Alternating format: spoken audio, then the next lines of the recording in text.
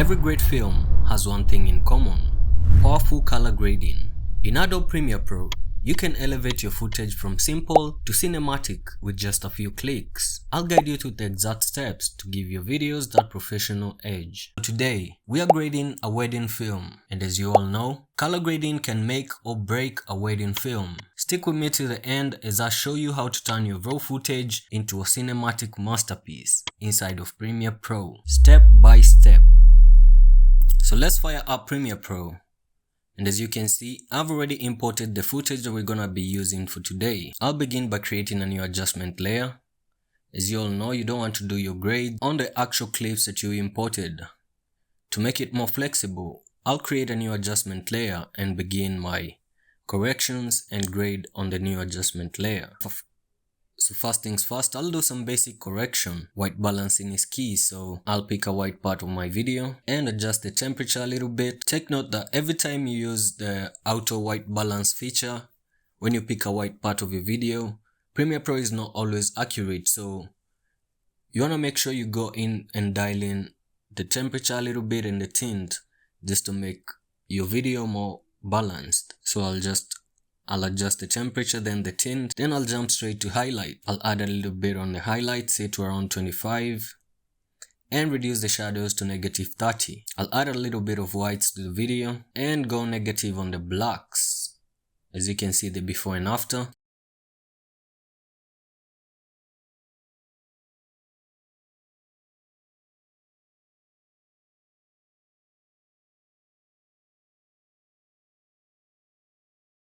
Not too shabby. So next up, I'll jump straight to the HSL secondary. And over here, I want to make the white parts on my video, especially the clothes they are wearing, more white. So I'll pick the color white and create a mask. Then after I've got the mask, I'll jump to the correction panel and reduce the temperature. That means I'm going to the blues. So next, I'll jump to the creative panel where I'll add a little bit of vibrance to around 50, then add a little bit of saturation. Then I'll jump to the curves, and over here I'll create 3 points and make the S curve. I'll lift the highlights a little bit, drop the shadows just to get that contrast popping. After I introduce the HSL to introduce the whites on the video, it kinda messed up the skin tones. I'll get to that in a few as I do the skin corrections. So after I've done the curve, you can see the before and after. Alright, so then I'll head over to hue versus. Over here, I'm gonna pick on the reds, pull them down a little bit, and the greens too. I'm gonna lift the greens for now. Then I'll head to saturation versus saturation, and I'll lift the skin tones a little bit more. Okay.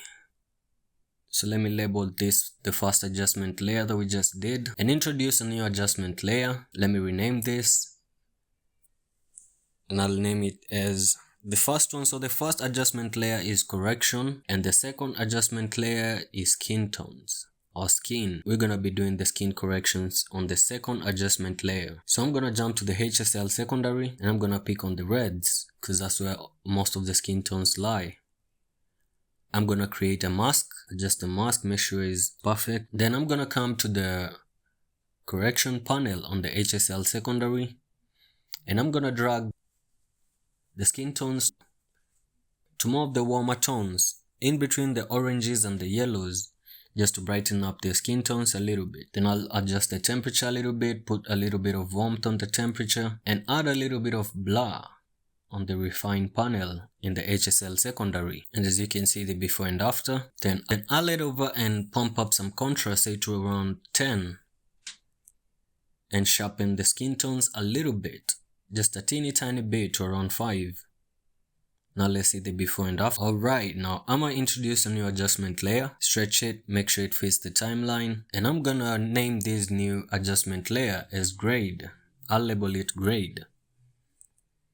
And straight up head over to the correction panel where I'm gonna tweak the highlights again and the shadows. As you can see the before and after. So next we head over to the color wheels and match. And over here I'll tweak the color wheels, taking the mid-tones to the warmer tones, that's in between the oranges and the reds, taking the shadows to the cooler sides in between the teal and the blues, and taking the highlights in between the teal and the green. Because I'm going for a cinematic dreamy feel. I don't know what that is, I just made that up. Okay, and after that we jump straight to the HSL secondary. Remember, we're on the grading adjustment layer that we just added. This is the third adjustment layer we added. And again, I'm gonna highlight the skin tones which lie on the reds, create a mask on that, and after that I'll add a little bit of blur. Head over to the correction panel on the HSL secondary, add a little bit of warmth that's in between the yellows and the reds, pull down the temperature a little bit, and after that I'll head over to the vignette area and I'll do a -1, adjust and tweak the midpoint, the roundness, and the feather. And if you think we are done, we are not done. I'm creating an adjustment layer and heading over to the effects. I have this effect by Film Convert, which is called Hazy, and I'm gonna drag it to a new adjustment layer. Key in a few settings. On the standard gamma, I'm gonna select Sony S-Log3, and on the filter style, as you can see, they have quite a bit of filters over here. I'm gonna go to them one by one.